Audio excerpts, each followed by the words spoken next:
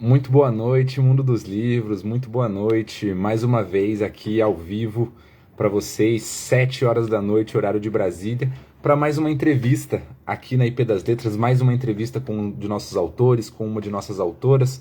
Afinal de contas, são mais de 9 mil autores, mais de 9 mil autoras em língua portuguesa, né? Por toda a lusofonia, Brasil, Portugal, Moçambique, Cabo Verde, toda a lusofonia. A gente tem mais de 9 mil autores já publicados e toda semana a gente traz aqui uma entrevista para vocês. E hoje a gente vai falar de um tema muito pertinente. Hoje a gente vai falar de inteligência artificial. Isso mesmo, a gente vai falar de IA, um tema que está muito em alta, um tema que está muito em voga e um tema muito importante, né? Um tema que pode ser discutido por diversos prismas, né? A gente pode falar da IA pelo prisma do leitor, pelo prisma da editora, né, do revisor, pelo prisma do autor e, claro, pelo prisma da tecnologia. Vou chamar aqui na tela para a gente o nosso autor, Roberto Mena, que vai entrar ao vivo aqui agora, autor do IA e Eu, Quando a Singularidade Acontece. Roberto, já na tela aqui para vocês. Boa noite, meu caro. Eu espero que eu esteja, se a inteligência artificial permitiu, porque está uma confusão. Muito boa Maravilha. tarde. Boa noite para vocês. Boa tarde, Taylor. Boa noite a Boa todos. noite, boa noite. É uma honra te receber aqui, Roberto, para refletir contigo sobre esse tema que, para o nosso tempo, né, a contemporaneidade é um dos temas mais instigantes, né, a relação do ser humano com a inteligência artificial, que você aborda no seu livro, né, a IA e Eu, Quando a Singularidade Acontece, propondo uma visão mais profunda sobre a transformação que a humanidade passa, né, nessa era tecnológica, questionando o que é que vai acontecer com a gente quando essa singularidade chegar. Um prazer, Roberto. A casa é sua. Ô, Taylor, eu agradeço. A singularidade que eu apresento, ela não é tecnológica. O que nós falamos da IA é pura e exclusivamente no âmbito econômico. O que ela ajuda a produzir, como que você pode tirar o teu concorrente produzindo mais, eventualmente como que vai acontecer contigo quando ficar desempregado, mas está tudo do âmbito econômico. O que o livro aborda é uma outra visão da inteligência artificial como humanos, ou seja, ela não é um fenômeno tecnológico, é um fenômeno humano, e a singularidade é uma singularidade existencial, não tecnológica. E é sobre isso que nós vamos bater um papo por agora. Muito obrigado, Taylor. Maravilha, maravilha. Bom, eu quero saber um pouco mais do Roberto antes do escritor, né, antes do pensador.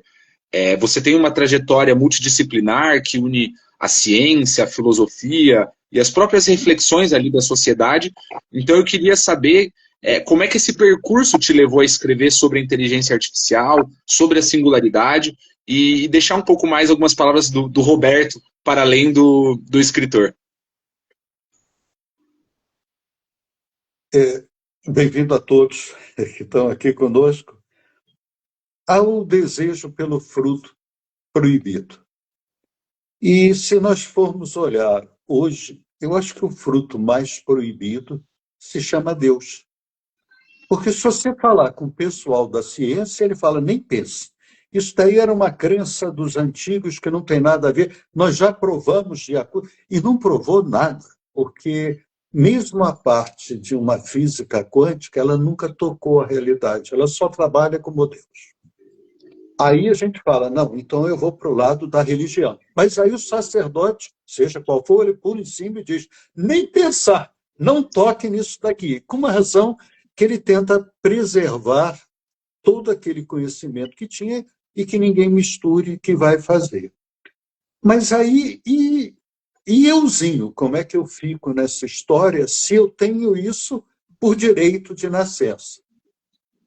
E nesse âmbito é que o livro acabou por ser escrito absolutamente sem nada sobrenatural, porque a gente não tem nada de sobrenatural nesse mundo. Talvez o próprio mundo, do jeito que está, é algo sobrenatural. A história do livro ela acontece porque eu me aproximei do Instituto Politécnico de Beja, por causa da área de cibersegurança. Eles são um dos melhores que existe aqui em Portugal, muito avançados, e acabou que a gente fez uma relação de amizade. E o Rui, o professor Rui Silva, me disse um dia: eu estou organizando o 14º seminário e desse ano sobre cibersegurança. E desse ano nós vamos tratar a inteligência artificial. Eu falei: ô Rui, o brasileiro é um pouco informal para o português. Está todo mundo falando sobre inteligência artificial, mas ninguém fala o que devia ser falado. Então você dá uma palestra. Eu falei: eu não posso fazer isso com ele, que eu vou falar besteira no contexto científico, acadêmico. Então eu escrevi 2 folhas de papel, ele olhou: não, você vai apresentar na mesa de abertura.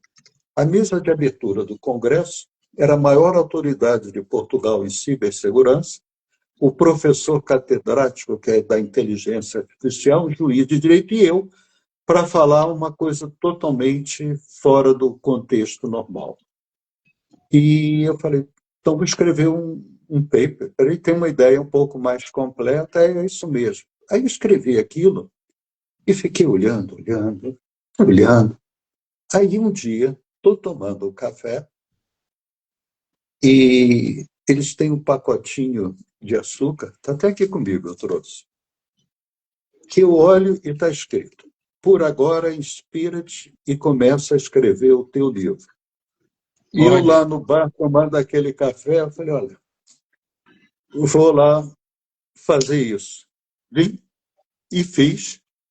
E, com muito gosto, a IP das Letras se propôs a publicar o livro, e estamos nessa batalha, vamos chamar assim, de ter, dentro de um espaço onde aparecem milhares e milhares de livros, sobre tudo quanto é assunto, a gente trazer à discussão um assunto muito em particular, que é o ser humano.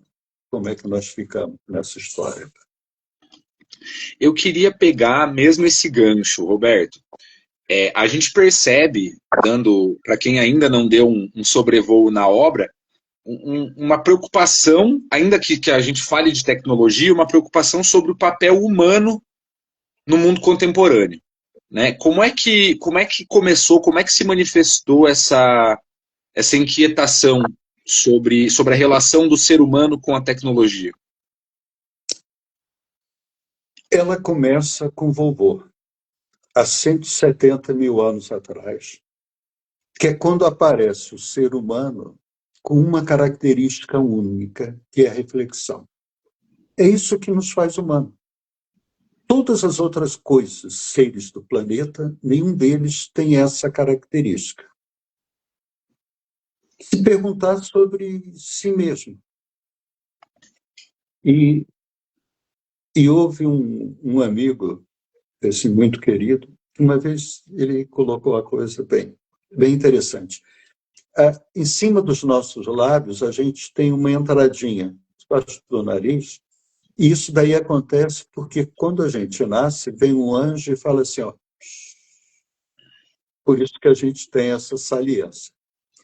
E a gente nasce, mesmo no a gente olha que tem qualquer coisa que está aí por volta, que a gente não sabe, que nos diz respeito, mas nós não sabemos exatamente, e essa inquietação, eu acho que, no fundo, da maneira como eu vejo, acaba por ser o nosso próprio objetivo de vida. Ou seja, eu acho que o que a gente tem como objetivo de vida é um dia nos perguntarmos: mas qual o objetivo da vida? Disso tudo que está aí, Deus. Na hora que essa pergunta for feita, todo o resto sai na gasolina, não há nenhum problema. O difícil é fazer a pergunta. E o mundo que nós estamos vivendo hoje, ele está muito, mas muito acelerado, de não nos deixar sequer um tempo para nós nos perguntarmos o que sentido da vida. Não tem tempo para isso. E é isso que nos faz humano. Então, nós estamos vivendo num mundo, se quiser colocar assim, desumano. Vamos aceitar. Por isso que está todo mundo doido, sofrendo e achando que é um problema seu. Mas se você olhar, está todo mundo com o mesmo problema, é uma epidemia. E temos que resolver isso junto dentro do que é realmente a razão. É assim que eu vejo a história. Maravilha, maravilha. Já também já caindo para dentro do livro, né? Ele parece nascer de um chamado ético, um chamado filosófico que como a gente tem falado aqui, é muito humano frente à tecnologia. Né? A gente, como se a gente precisasse de uma revolução humana frente à revolução tecnológica. Na minha leitura, para não perder esse passo, né? E o que te inspirou a escrever sobre essa relação? Assim, houve algum fato, alguma leitura, alguma reflexão, algum filme, uma experiência que te levou por esse caminho, assim?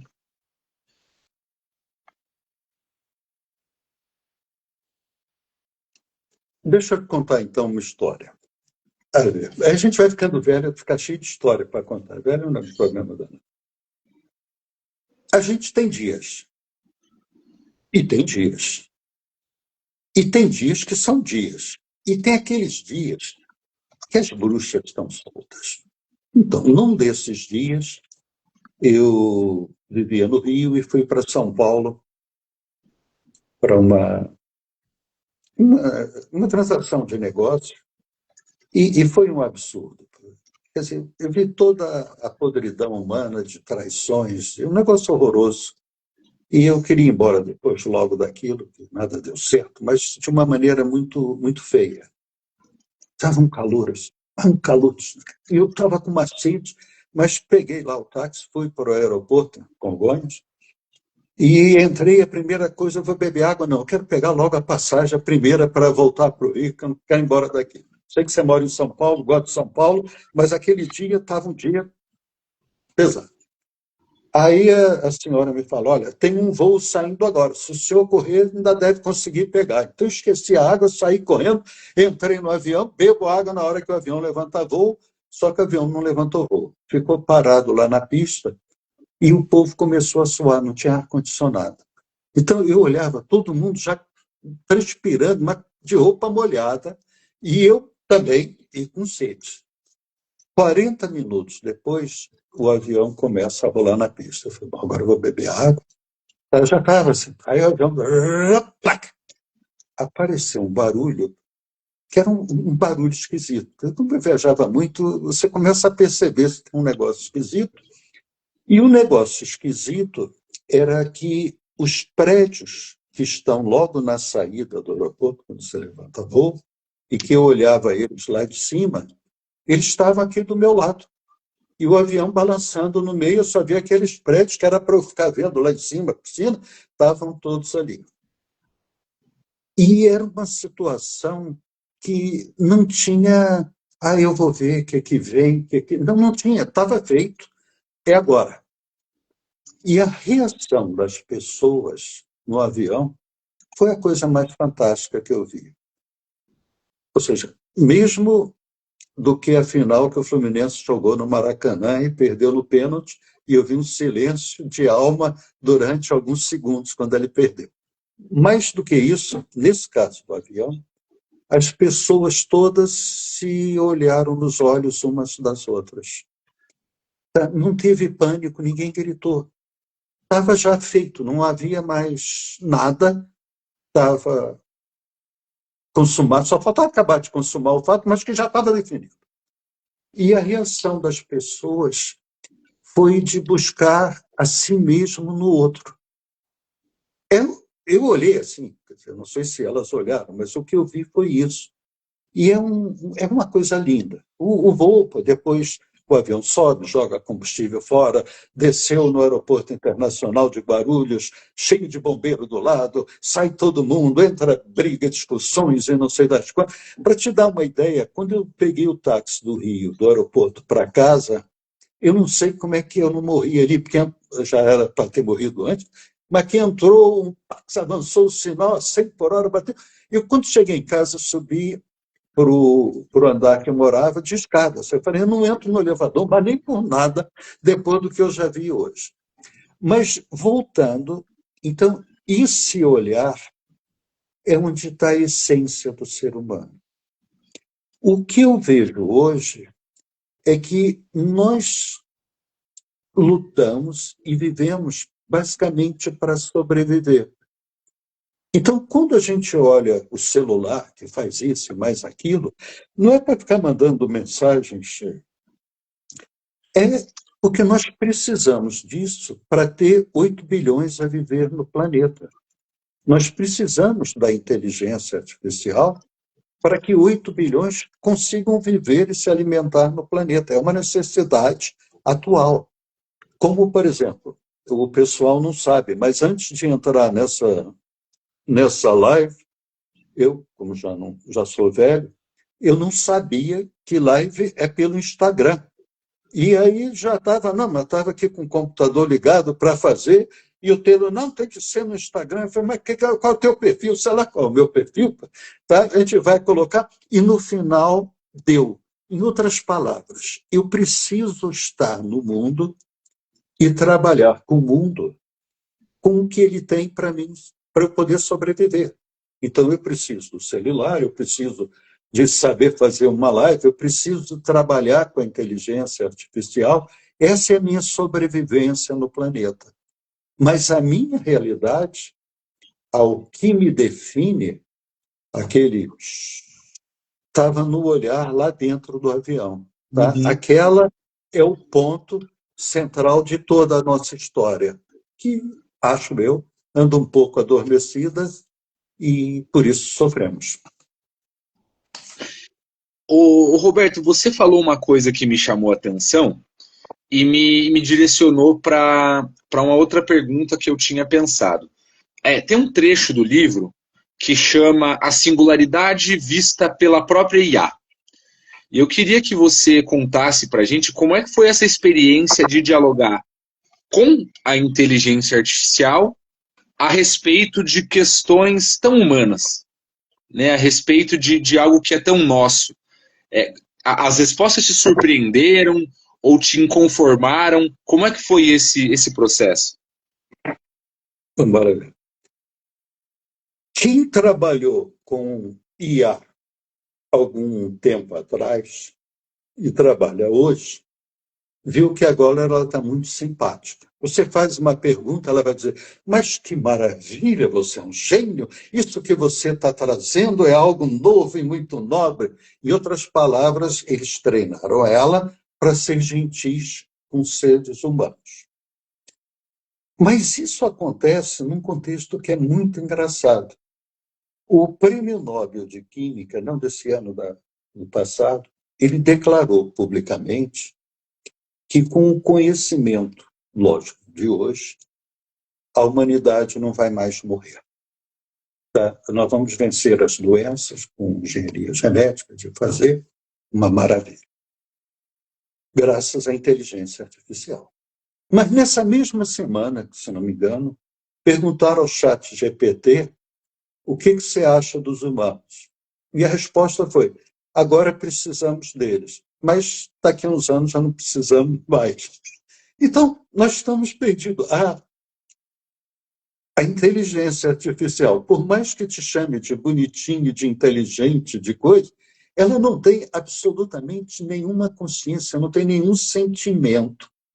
E o que eu quis mostrar ao dialogar com a IA foi esse lado que ela tem, é um lado lógico muito bonito, perfeito, não tenha dúvida, mas que não atinge o potencial do ser humano que eu tento mostrar em outras partes do livro. Ela fica longe disso. E ela nunca vai conseguir, ela vai poder mascarar aquela, mas acaba por ser, na melhor das hipóteses, um travesti de humano, mas sem nenhum sentimento. É o que está sendo feito.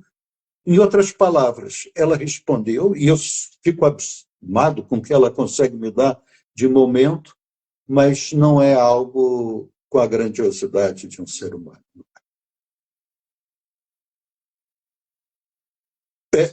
Perdi teu som.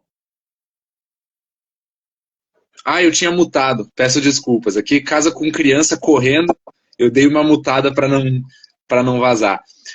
Você diz no livro, Roberto, que a IA ela chega como um todo, né? Ela nos conduz a uma ruptura profunda, mas ela também, ao mesmo tempo, ela abre uma possibilidade de transcendência. O que significa isso? Queria que você contasse mais para a gente, na sua visão, como é que é essa relação dessa escolha entre a extinção, né, e a elevação mesmo, a transcendência, por assim dizer. Bom, resumindo a tua pergunta, eu vou estender ela depois, tá? A resposta. Mas, resumindo, é a Matrix, o filme que eu acho que todo mundo viu. Onde a gente tem o Mr. Smith e o Neo querendo se libertar daquela sistematização, daquela morte que é colocado para todos os habitantes. É essa luta que nós estamos nesse momento, para definir se nós vamos ser um Mr. Smith. Por acaso eu gostei do papel do agente lá, o Smith. Ou se vamos ser o Neo, que é mais simpático. As moças acham mais bonitinho, tá? É mais legal. Mas esse é o drama que a gente tem. Para a gente entender esse drama, vamos embora voltar lá para o vovô, quando ele aparece no planeta. Então, ele aparece no planeta igual você. Não tem nenhuma distinção entre o meu avô de 70 mil anos atrás, a não ser, não é muito o teu caso, que seria a Gillette G2 para fazer a barba, que não está, mas é basicamente a mesma coisa. O que mudou de lá para cá? Mudou a utilização do cérebro, principalmente nesses 10 últimos anos. Uma visão desse desenvolvimento é como se nós conseguimos consolidar determinados patamares lógicos, de atuar com uma determinada lógica. O último patamar que foi atingido foi quando nós atingimos a lógica, que é a lógica clássica que a gente trabalha, 0, 0, 0, 0, 1, 0, essa lógica que todo mundo trabalha do terceiro excluído. Porque isso permitiu ao ser humano, quando ele atingiu esse nível, dele trabalhar com as equações da física e criar máquinas.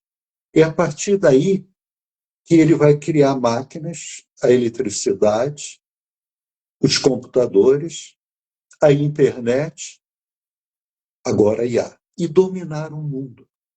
Essa foi a grande coisa. Então, a modernidade, que é essa época que nós estamos vivendo, começa quando o ser humano, até então, ele vivia lutando pela sobrevivência dele, desesperadamente no planeta, e aí ele consegue chegar nesse nível onde ele passa a dominar o planeta. Hoje, nós temos uma condição de abundância que nunca foi sonhada em toda a história da humanidade. É só você pensar 50 anos atrás, ver como é que era o interior de São Paulo, do Rio, aqui de Portugal, a diferença que está de lá para cá. A gente tem comida. Uma criança que nasce hoje, no primeiro ano de vida, ela tem que tomar vacinas. 80% das crianças do mundo tomam todas as vacinas. Aquela ideia de sofrimento, tudo, ele ainda está mais como um passado que a gente ainda não viu o presente. Então, nós vivemos esse apogeu de vida, de sobrevivência no planeta. Vencemos a fome. Temos um mérito para isso. Mas, ao partirmos para dominar o planeta, nós esquecemos as estrelas, deixamos elas de lado. E com as estrelas, deixamos também todo o pensamento feminino. Passamos a trabalhar somente com o pensamento produtivo masculino e a parte feminina foi deixada. E a modernidade começa queimando as mulheres. Foram mais de 1 milhão de mulheres. Não tem homem queimado na fogueira. Eram só as bruxas, as mulheres. E depois eles dominam as mulheres e elas a ponto de tirar o pensamento feminino da sociedade. E é esse vazio que nós estamos a viver nesse momento.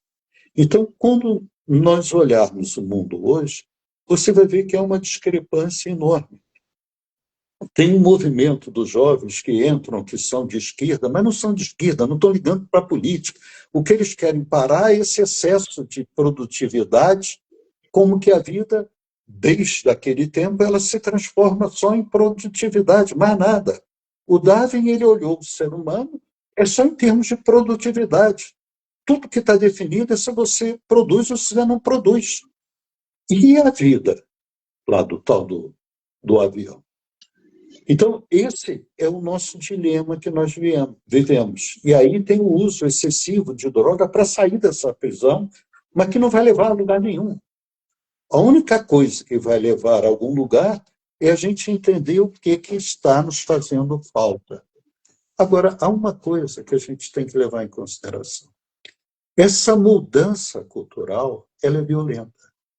Você vê que quando entra a modernidade, o povo não quer, então teve que matar 1 milhão de pessoas.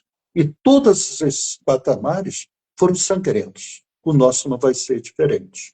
Mas não creio que ele vai ser sangrento no mundo.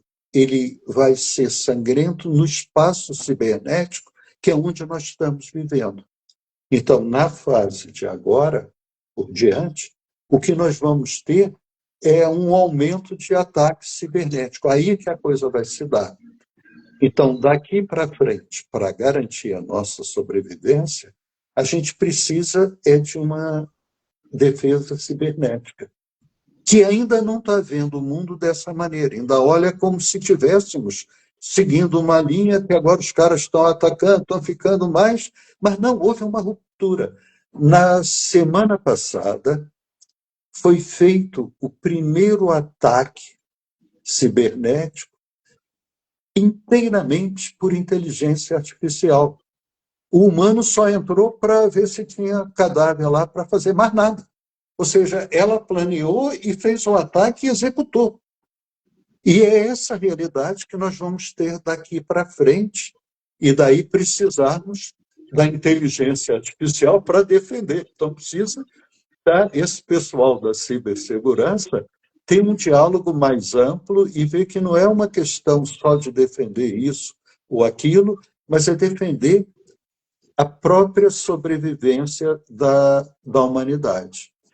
Nessa luta, o ser humano, eu, você, todos que estamos aqui nessa reunião, o que nos cabe e vai ser permitido para a gente é viver o que alguns antepassados viveram, que foi uma iluminação. Então, nós estamos prestes a chegar a um estado onde vai ser possível uma iluminação coletiva, vamos chamar assim. E é essa singularidade que eu acredito que ela é real. A tecnológica é um oba-oba de momento que depois vai tomar o seu lugar e vai nos servir. O ser humano é que é o centro disso. Não é a produtividade, não é o econômico. Somos nós que temos que tocar isso adiante. É duro, principalmente para os mais novos, com criancinhas muito pequenas. O que vem por aí é brabo. Mas Deus dá o frio conforme o cobertor. Acredito na tua geração. Eu acredito na rapaziada, como dizia o samba antigo. Exatamente. Né? Mas, Roberto, muitos relatos aqui inspiradores, né? Uma conversa que vai muito além de tecnologia, é um convite que você faz para a gente pensar sobre isso, para a gente refletir sobre isso enquanto humanos que somos, né? Olhar para o aspecto mais cru da nossa realidade e atrelar isso com esse mar de possibilidades que se colocam diante dos nossos olhos ali. E como eu falei na abertura dessa live, é impossível achar um tema mais pertinente para o mundo de hoje ou para o futuro do que a inteligência artificial, né? Então, te agradeço muito por essa conversa, por toda a disposição, disponibilidade. Com certeza, vamos aprofundar esse diálogo, fazer mais vezes, fazer em outros formatos.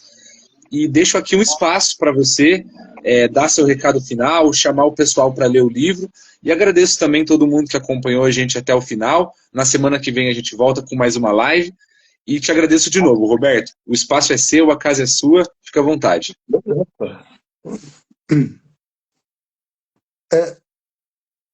Venhamos e convenhamos. Estamos todos dentro do avião. Pode ser que a gente ainda não notou. É uma viagem que a gente está fazendo, tem várias escalas, uns vão ficando por aqui, outros vão seguir. Como tocar isso agora? O conselho que eu dou é: leia o livro. E aí quando a singularidade acontece. Mas para ler o livro, ele tem uma coisa que é muito engraçada. Quando a gente olha hoje alguma coisa, a gente quer dominar aquela coisa. Então eu quero ler e pegar o livro e botar ele dentro do meu plano de vista, da minha amplitude, e ele está ali já dominado e feito. Em Portugal, tem um ditado que é colocar o rocio na bitesca. O Rocio é uma praça enorme, e do lado dessa praça tem uma rua pequenininha chamada Bitesca. Então, quando você quer fazer um negócio impossível, você diz colocar o Rocio na bitesca. O livro não dá para ser entendido. Tem alguns textos sufis que são textos de uma profundidade muito grande que não dá para uma pessoa colocar. Então, é um livro que ele, no meu ponto de vista, ele serve melhor se você deixar ele te tocar, e aonde ele te tocar, ele vai produzir algo bom. Dos amigos que leram o livro e falaram alguma coisa, se tinham alma de artista, adoraram. Tá? Disse de cara. Bom, o pessoal mais intelectual, ele... Deixa eu ler primeiro, eu vou ler de novo, depois eu te digo o que eu acho. A maior parte até nem diz nada, fica... E ele é estranho mesmo, ele está escrito para ser estranho, não é um livro para se ler, equacionar. E eu lhe digo, por exemplo, tem alguns aforismos, um deles é interessante, pequenininho, aforismo é só uma frase, que diz: Deus existe. Já que a gente começou falando de Deus, e no livro eu quase não falo de Deus, tá? Basicamente, eu não ponho. Pelo o excesso de mau uso que foi feito. Mas tem um aforismo que diz: Deus existe, o resto é Ele falando comigo. Eu já li isso, escrevi e li, mas eu li várias vezes. E cada vez que eu leio, eu vejo que tem uma conotação diferente de acordo com o que eu vivi naquele período até ler de novo. Então, eu não posso dizer que eu li, porque eu ainda estou lendo. E provavelmente eu vou passar a minha vida inteira lendo essa frase e não vou chegar no final dela. Eu acho que o livro tem pedaços assim, um poema de Rumi é algo que você vai compreendendo à medida que for caminhando. E não tem outro jeito. Querer dizer que entendeu, então esquece que você não entendeu absolutamente nada. Por isso eu acho que é um livro interessante para se ter em papel, para se rabiscar, e de vez em quando ler alguns pedaços que tem poemas lindos, tem contos maravilhosos que foram escritos para gente como nós, que estamos no mundo trabalhando e vivendo os problemas e precisamos saber estar no mundo sem ser do mundo, nos desligarmos e mantermos a nossa conexão com aquilo que é mais essencial, com aquilo que somos na realidade. Eu agradeço a você, agradeço a todos que estiveram aqui conosco, que participem. Não é o livro em si, é o que você pode fazer com o livro. Eu não tenho nada, eu só juntei coisas e coloquei, mas não para mim, mas coloquei para que a gente possa utilizar e debater. Eu não coloquei a coisa, não tenho certeza, tá? Assim, não sou o dono da verdade. Tanto é que isso eu aprendi no primeiro dia de casado. Tá? A verdade não está comigo, isso eu aceitei. O que existe é verdadeiro. Pode ir sem problema. E aos pouquinhos ele vai chegando.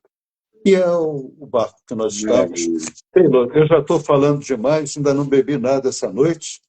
Obrigado aí pelas letras, por esse convívio, que foi muito gostoso. Obrigado a todos que estiveram aqui. Um abraço muito forte e numa próxima oportunidade a gente discute mais. Há muito por aí. Maravilha, Roberto. Muito obrigado de novo pela sua disposição. Um abraço a todos. Tchau, Um tchau. Boa abraço noite, grande. pessoal. Obrigado, Pedro. Até mais.